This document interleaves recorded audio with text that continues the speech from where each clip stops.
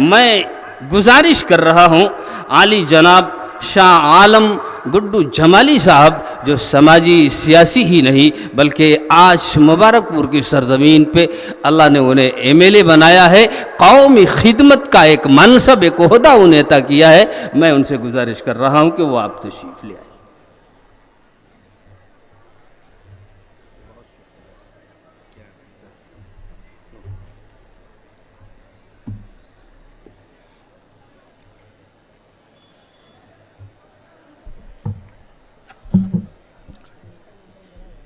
अस्सलामुअलैकुम। आज इस अलीशान कौमी एकजहती की सदारत कर रहे आली जनाब मौलाना तौफीक साहब, निज़ामत कर रहे डॉक्टर अब्दुर्रहमान साहब, मेहमान खुसूसी मौलाना महमूद साहब जिनको आप लोगों ने सुना अभी चले गए हैं, अभी दूसरे हमारे मेहमान खुसूसी शंकराचार्य जी भी अभी हमारे बीच में आ जाएंगे, फादर आनंद जी, शहजाद पूनावाला साहब, मौलाना तौकीर रज़ा साहब, और इस स्टेज पर बैठे हुए हमारे सभी मुअज़्ज़िज़ मेहमान, मेरे सामने बड़ी तादाद में बैठा हुआ ये जन सैलाब, आप सबको आपका ये भाई शाह आलम गुड्डू जमाली सर झुका के सलाम करता है। साथियों, ये कोई पॉलिटिकल मीटिंग नहीं है, आप सब जानते हैं। और मैं आपको बताऊं कि सच बात ये है कि मैं दिल्ली था कल, और 6 तारीख को मेरी एक बहुत, चूँकि आप सभी जानते हैं कि मैं छोटा मोटा कारोबार भी करता हूँ, राजनीति कोई मेरा पेशा नहीं है, इसको मैं शौकिया करता हूँ, अपने बाल बच्चों की किफ़ालत मैं कारोबार से करता हूँ। मैं दिल्ली में था और 6 तारीख को चूँकि सुप्रीम कोर्ट में एक मेरी कंपनी का बहुत बड़ा मैटर है जो लगने वाला है, लिहाजा मुझे इस देश के एक बहुत बड़े वकील हरीश साल्वे के साथ आज शाम में मेरी कॉन्फ्रेंस थी, लेकिन मुझे सलाउद्दीन भाई और अपने कई दोस्तों का फ़ोन आया और उन्होंने कहा कि विधायक जी आप क्षेत्रीय विधायक हैं और ये एक कौमी एकजहती इजलास है, एक मीटिंग है, लिहाजा आपका रहना बहुत ज़रूरी है। तो मुझे लगा कि कोई राजनीतिक मीटिंग होती तो शायद मैं कोई बहाना बना लेता,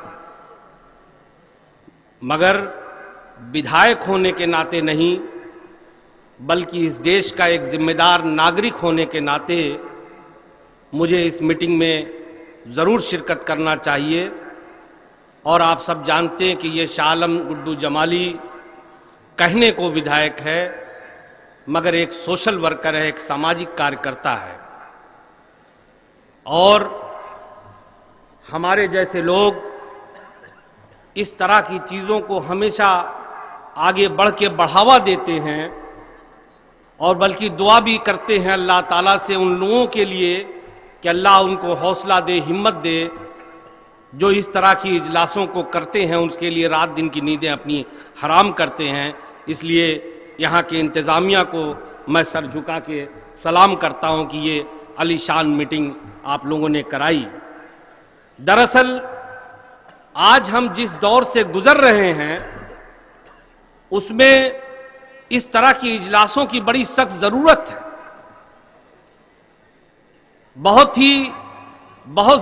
बहुत ज्यादा जरूरत है इस तरह के इजलासों की, क्योंकि महज मुट्ठी भर कुछ सरफिरे लोग ये समझते हैं कि वो हिंदू मुसलमान का नारा लगा करके कुछ मासूम लोगों के हाथ में हिंदू मुसलमान का झंडा दे करके समाज को, देश को, हमको बांट देंगे। लेकिन मेरे साथियों, चूंकि ये जो बड़ी लंबी जमात बैठी है उसमें 90% लोग मेरी कौम और मिल्लत के हैं, इसलिए मैं आपसे ये बात हक से और जोर दे के कहना चाहता हूं कि हमें आपको ये सबको समझना है कि ये देश जितना दूसरों का है उतना ही हमारा है।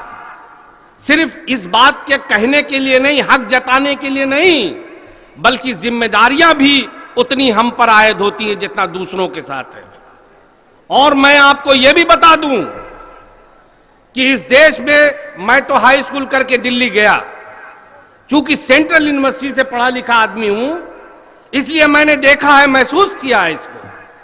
इस देश का हमारा हिंदू भाई 99% हमारे हिंदू भाई बहुत ही अच्छी सोच समझ के, प्यार मोहब्बत जिनके दिलों में हमारे लिए मोहब्बत भरी हुई है, जो किसी तरह का हमारे साथ भेदभाव नहीं करते हैं, इस बात को मैं गारंटी से कह सकता हूं।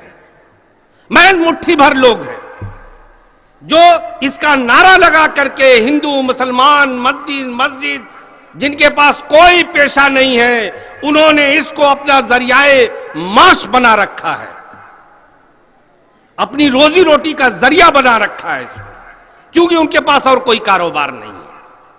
अपने कर्म ऐसे नहीं है कि अपने कर्मों के आधार पे खड़े होकर किसी मंच से कह दें कि मैं ये हूं, फला मेरी बात सुनो। नहीं, तब बहुत बड़ा नारा लगाएंगे कि मैं फला हिंदू, फला ठेकेदार, कोई मुस्लिम भी आ जाते हैं। ऐसा नहीं है, मैं तो बेबाक आदमी हूं, इसलिए बेबाकी से बात करता हूं। हम दोनों को यह समझना है और सबको यह मानना है। मैं हमेशा इन्हीं मंचों से कहता हूं, मैं तो एक राजनीतिक आदमी हूं, दोबारा आपने मुझे जिताया है, मगर एक बार भी कोई इस विधानसभा में खड़ा होकर के कह दे यहां लाखों की तादाद में मुसलमान रहता है कि शाह आलम गुड्डू जमाली ने कभी मुसलमान के नाम पे किसी से वोट मांगा। अगर कहा तो यह कह के कहा कि अगर मेरे कर्म हो तो अच्छे दो। हां, जिस कम्युनिटी का हूं, अगर कहीं देखूंगा कि भाई इसके साथ जुल्म ज्यादती हो रही है तो उसी की नुमाइंदगी कर रहा हूं, बोलना मेरा फर्ज है, गूंगा तो नहीं रह सकता। इसलिए उस फर्क की अदायगी भी करनी है। लेकिन मेरे भाइयों, मैं आपको कुछ बातें बताना चाहता हूं और 1-2 मिनट मैं आपसे माफी मांगते हुए लेना चाहता हूं कि लोग बहुत कहते हैं, आज इस देश को अगर किसी चीज की जरूरत है तो सिर्फ इस बात की जरूरत है, एक ही दवा, एक ही टॉनिक की जरूरत है कि हम हिंदू मुसलमान भाई मिलजुल कर रहें। मैं बता रहा था कि जब फोन आया और सुबह 4 बजे मैं उठा और मेरी इतनी बड़ी कॉन्फ्रेंस थी, तो मैंने किसको फोन किया? मैंने एक अपने दोस्त डॉक्टर JS ठाकुर को फोन करके कहा कि ठाकुर साहब, मैं माजरत चाहता हूं, मेरी जिम्मेदारी है, मुझे अपने क्षेत्र में जाना है, लिहाजा आज की जिम्मेदारी आपके हाथों में है। और उन्होंने हंस के कहा कि शाह आलम तुम जाओ और बेफिक्र होके जाओ, ईश्वर ने चाहा तो मैं सब देख लूंगा। इसलिए मेरे भाइयों, बहुत कम लोग डॉक्टर APJ अब्दुल कलाम का नाम सभी लोग लेते हैं, बहुत चर्चाएं होती हैं उनकी कि उन्होंने यकीनन हम सबका सर उनके सामने झुकता है और झुकना भी चाहिए जिस लेवल के वो थे। मगर ये कम लोग जानते हैं कि डॉक्टर APJ कलाम की स्कूलिंग, जिसको हम लोग नर्सरी और हाई स्कूल तक की एजुकेशन 7-8 में कहते हैं, उनका खर्चा एक ब्राह्मण देता था। ये कोई नहीं शायद जानता। जब उस ब्राह्मण ने ये देखा कि इस बच्चे में कोई खास बात है तो उसने बुलाया और बुला के अपने पास बिठाना शुरू किया। और जब कुर्बत बढ़ी तो अपने साथ घर ले जाने लगे। चूंकि पत्नी ब्राह्मण थी, उसने कहा, भाई ये मुसलमान बच्चे को तुम कहां लेके चले आते हो यहां पे? मैं नहीं छूंगी, मैं तो तुमको खाना भी नहीं दूंगी। उस ब्राह्मण ने कहा कि अगर मेरे साथ रहना हो रहो, ये बच्चा तो मेरे साथ ही बैठ के खाएगा। पैसा भी दिया, अपने साथ बैठा के खिलाया भी, और वो बच्चा बाद में बना मिसाइल मैन। इसलिए मेरे भाइयों, अभी मौलाना साहब कह रहे थे, बहुत अच्छी बात कह रहे थे, कोई जरूरत नहीं है किसी नेता के पीछे झंडा लेके चलने की, कोई जरूरत नहीं है। ये नेता लोग, मैं पहली बार विधायक बना तो मेरे पास बाखुदा कसम खा के कह रहा हूं कि मैं अपने घर पे बैठा था, एक नौजवान आया, कहने लगा कि विधायक जी हम सोचते हैं कि अब आप ही के साथ रहेंगे। बड़ा खूबसूरत था, आटा कट्टा नौजवान। मैंने कहा भैया मेरे साथ क्यों रहोगे? क्या नहीं, अब सोचते हैं कि आप ही के साथ रहेंगे। हमने कहा यार माशाल्लाह 6 फीट के आदमी हो, खूबसूरत हो, पढ़े लिखे लगते हो, अभी पूरी जिंदगी पढ़ी है, कुछ काम धंधा करो। हमारे साथ रह के क्या मिलेगा?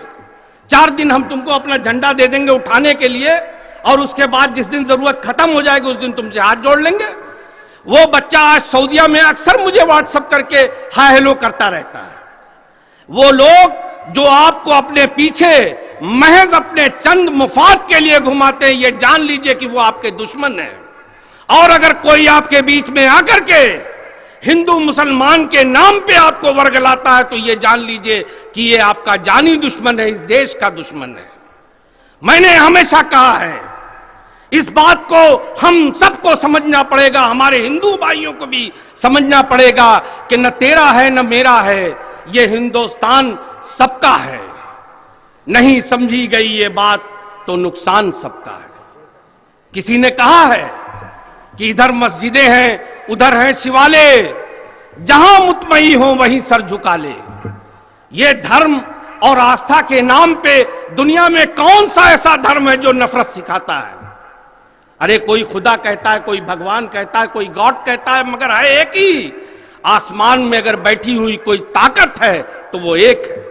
जरा सोचो, अगर 4 होते, कहीं खुदा भगवान 4 होते आसमान में, तो ये जमीन पे जो लोग अपने को ताकतवर और बादशाह होने का दावा करते हैं, रोज लड़ते, रोज जंग होती है उनमें, तो क्या उनमें जंग नहीं हो जाती? भगवान कहता मैं सबसे ताकतवर, अल्लाह पाक कहते कि मैं तुमसे ताकतवर, गॉड कहता कि मैं तुमसे भी ताकतवर हूं, और उसके बाद क्या होता? ये जमीन और आसमान फट जाते हैं। मगर ऐसा नहीं है। बुलाने के नाम अलग अलग हो सकते हैं, आस्थाएं अलग अलग हो सकती हैं, मगर खुदा एक ही है, चाहे उसे अल्लाह को चाहे भगवान को। इसलिए मेरे भाइयों, वक्त कमी है, हमारे स्वामी जी आ गए हैं, और स्वामी जी इस क्षेत्र का विधायक होने के नाते भी, आपका बच्चा होने के नाते भी, देश का और इस जिले का एक जिम्मेदार नागरिक होने के नाते भी मैं आपको हाथ जोड़ करके इस मंच पे आपका स्वागत करता हूं। अपनी बात को खत्म इसलिए करना चाहता हूं कि मैं चाहता हूं कि इन विद्वानों की बातें सुने, लेकिन एक बात कह के मैं जा रहा हूं, क्योंकि राजनीति तो मैं बाय डिफॉल्ट आ गया इसमें। Basically I am a social worker, मैं संस्थाएं चलाता हूं, स्कूल चलाता हूं, इसलिए मौलाना साहब ने जो बात कही उस तरफ आपको ले जाना चाहता हूं। अगर भूखा रहना पड़े तो रहो, अपनी जरूरतें अपने शौक को कम करना पड़े तो करो, मगर अपने बच्चों को तालीम दो, दुनियावी भी दीनी भी, इसलिए कि दोनों की जरूरत है। अगर साफ फैसल कश्मीर में बैठ के आईएएस टॉप कर सकता है तो हमारे इब्राहिमपुर और मुबारकपुर के बच्चे भी टॉप कर सकते हैं। हमारी नस्लें अगर पढ़ने लगेंगी तो ये मोहताजी खत्म हो जाएगी। किसी की औकात नहीं है कि आएगा और हमें ये धर्म और जाति के नाम पे बहका के चला जाएगा। इसलिए मेरे भाइयों, बस ये बात कहते हुए मैं आपसे विदा लेता हूं। खुदा हाफिज।